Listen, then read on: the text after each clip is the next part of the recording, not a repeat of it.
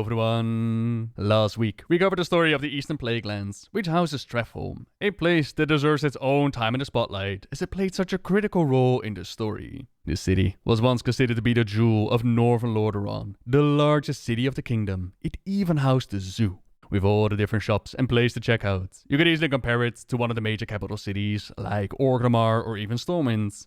The regional government, it was centered around this city, and like I mentioned last week, it was one of the oldest and most revered holy sites. No surprise that the Lancersfall decided to have this city serve as a base of operations for the Paladins that were added to the Alliance ranks during the Horde's first invasion of the planet.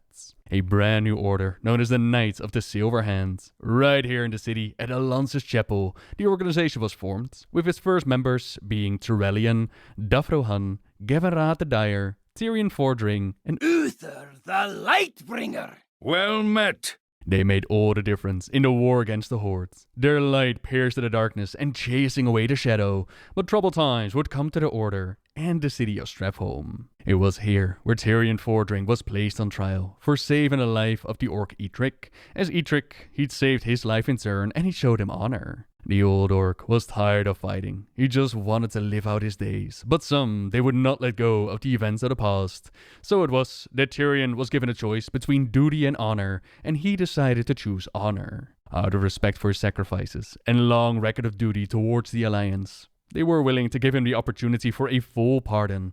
All he had to do was to disavow his oath to the orc and reaffirm his commitment to the Alliance. I will remain committed to the Alliance until my dying day. Of that have no doubt.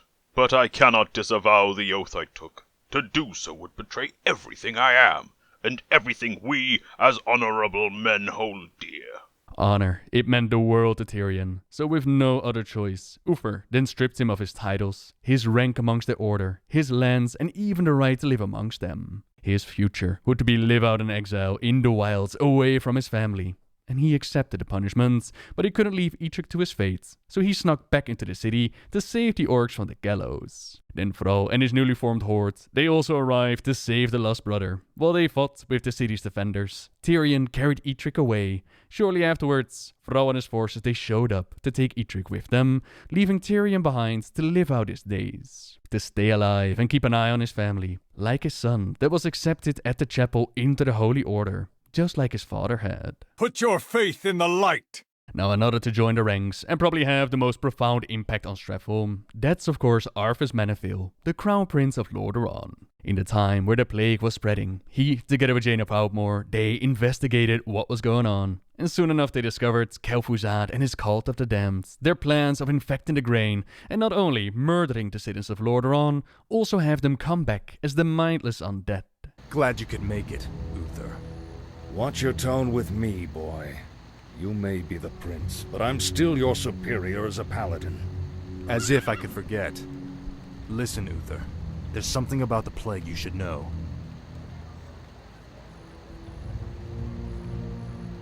Oh no. We're too late.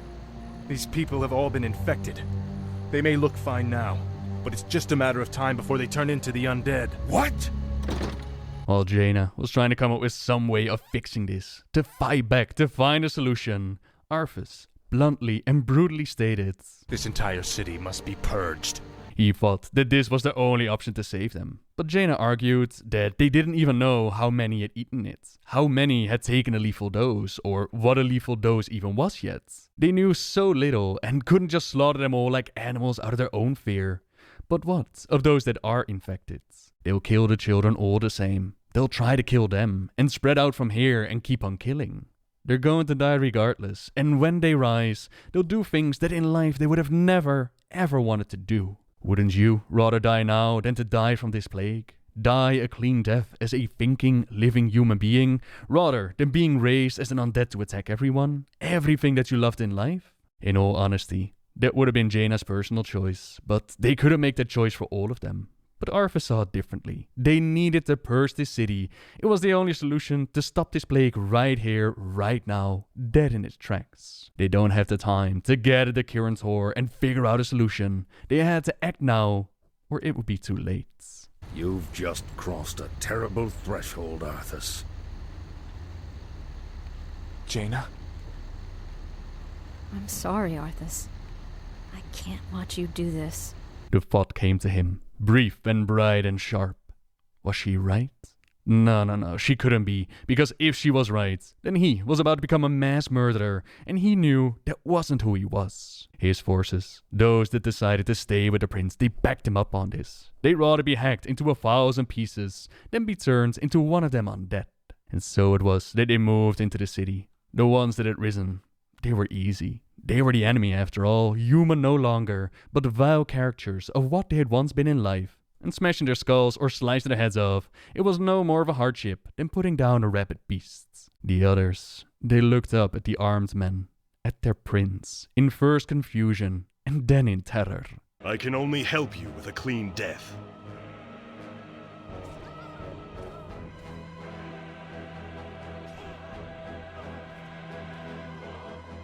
That was just the beginning.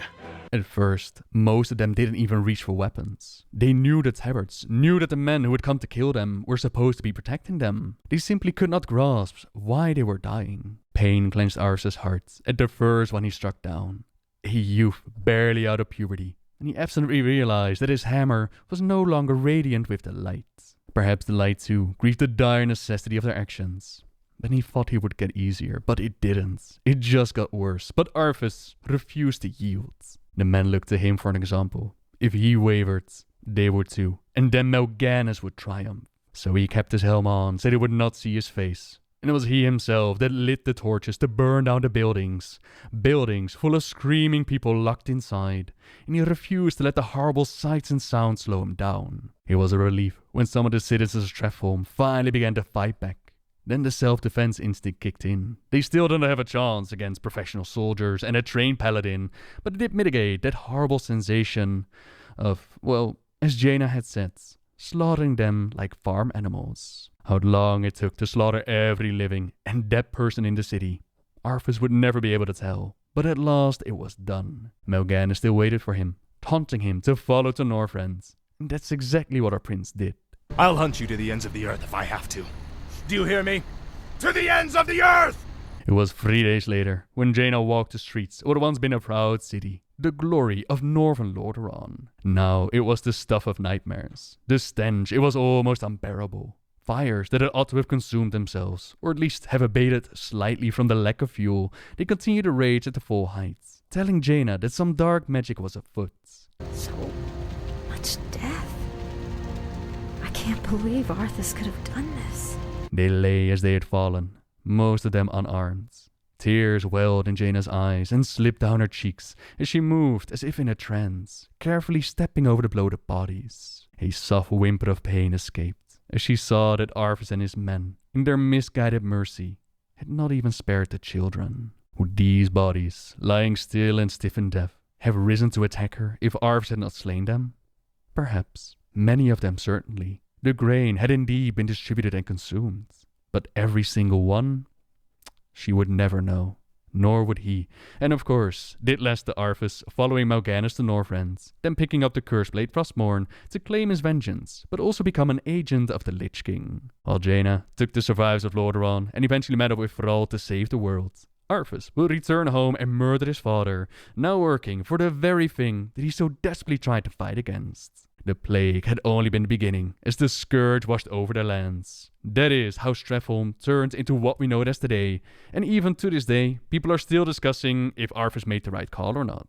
If they had decided to leave Stratholme alone, would then Lordaeron have fallen to the army of the undead, marching out of its gates, instead of Arthas returning home? Would the prince have made a difference in the war against Archimonde? It's all very difficult to predict how things would turn out. We do see in a later campaign that the Kirin they've come up with a way of creating an aura that would only hurt the undead and not the living. Imagine them creating such an aura around the city while evacuating its citizens. I mean, at the end of the day, not even Arthas was certain about his choices, and that doubt is then reflected in the light, not fully coming to his aid. Interesting stuff to debate about, that's for certain. But all the same, Stratholme was purged, while Arthas' choices led to a whole bunch of destruction and death. He would merge with the Lich King, and time would play out the way that we know it. That's why it's so interesting to see that apparently the Infinite Dragonflight, they wanted to stop him, for whatever reason they might have. Their motivation is still not fully explained in detail, but what we do know is that the Infinite Dragonflight, they're a corrupted version of the Bronze Dragonflight, They are the Guardians of Time, meant to make time flow as it's supposed to, and their corrupted counterparts, they've tried to mess with certain events. For example, they've tried to stop Medivh from opening the Dark Portal, they tried to stop Thrall from escaping Durnhold, and here we see them trying to stop Arthas from going to Northrend. Prince Arthas Minithil, on this day a powerful darkness has taken hold of your soul. The death you are destined to visit upon others will this day be. I do what I must for Lordaeron, and neither your words nor your actions will stop me. One possible explanation, that could be that without Thrall, there wouldn't be a horde to stand with the Alliance against threats like the Old Gods or the Legion. Despite the death and destruction that Arthas' actions would bring, without those actions, there wouldn't be survivors of Lordaeron to stand with the horde against our commands. And if that wouldn't be the case, then who knows what would happen to Azeroth. The flow of time and the ripples that it causes, they're very hard to predict, but we do know for certain that the Infinites, they're trying to stop the Prince. That is why we teamed up with Chromie to make sure that the events played out as they were supposed to. And if you check out the inn, you can actually find quite a lot of fun cameos. There's Thrasiabi, there's Harsing of Forston, you can find the Postmaster, even Pamela's family is staying here for a bit until their tragic fate at Darrowshire. And beyond the doors, we discover that the Infinites have made illusions to prevent the corrupted grain from being detected. We then use our Arcane Disrupt to dispel it and make sure that Arthas has plenty of reason to purge the city. Then we move in together, purging as we go. None of the undead nor the Infinites will stand in our way of getting Arthas where he needs to go. An amazing chance to see this critical moment of Warcraft 3 finally play out in WoW. You performed well this day. Anything that Mal'Ganis has left behind is yours. Take it as your reward. I must now begin plans for an expedition to Northrend. With Stratholme abandoned, the mindless undead and fires now ruled the once busy streets. It was a dark time for Lordaeron, but also a time in which amazing heroes were able to rise up and try to make a stand. Heroes like Alexandros Mograine and his legendary Blade Ashbringer, named for his ability to slaughter the undead and leave nothing but ash in its wake. While the Legion was eventually defeated at Mount Hyjal, the threat of the undead, it was not so easily vanquished. One day, Alexandros, Davrohan, and several others, they made their way into Stratholme to cleanse it, but the undead, they were waiting for them, and in the struggle, Davrohan was separated from his comrades, ran into the hands of the Dreadlord Belnazar. Now he did not just kill Davrohan, he took over his body and masked himself to infiltrate the Order and manipulate it from within. This is how the organization got infiltrated, how then the Scarlet Crusade was pushed further and further. He also set to work on corrupting Renaud Mograine, turning the son of Alexandros against his father. There was already a rift between them, since his father favored Tirion, his youngest child, and Belnazar, he preyed upon the darkness within Renaud's soul, convincing him to betray his father in exchange for great power and prestige. So it was that Renaud told his father that Tirion had been kidnapped by the undead and taken to Stratholme. With all haste, Alexandros rode to the city, right into a trap again. Countless undead were waiting for them there. Mograine kept slicing them down, until these countless turned into only a few, and even those few fell before the might of the Ashbringer. The battle had been endless. Mograine was tired, and he had dropped his weapon. This was the opportunity that his son had been waiting for. As Renaud appeared, he picked up his father's blade, and he stabbed him in the back. Alexandros was betrayed by his own blood, leading to him becoming one of the 4 horsemen, and his son then became the commander of the Scarlet Crusade. Infidels. They must be purified. The organization would go on to claim a portion of the fallen city, meaning that our questing adventures was separated by the Scarlet side and the Undead side. Now, I was planning to just cover all of Stratholme in one single video, but to my surprise, there's just so much to talk about. We'll continue the story next week. We'll pick up right where we left it, enter Stratholme, and talk about the events of Classic, Cataclysm Revamp, some of the side quests that took place here. But for now, thank you very much for watching, everyone. I am curious though, and I was actually checking my Warcraft 3 Let's Play. It was even suggested way back when. I'm curious what you guys and girls think. When it comes to the choice that Arthas made about purging Stratholme, do you believe, with the information that you have now, do you believe that he made the right choice or not? Do you believe that he had any other option but to purge the city? Could something with the Kirin Tor, could something have been done if they had waited? Or was Lordaeron doomed to begin with? I really would like to know. So by all means, leave your ideas, leave your opinions in the comments down below. As for me, you could decide to subscribe to my channel if you like my videos. Maybe even leave a like on this one. And as always, until next time, see ya!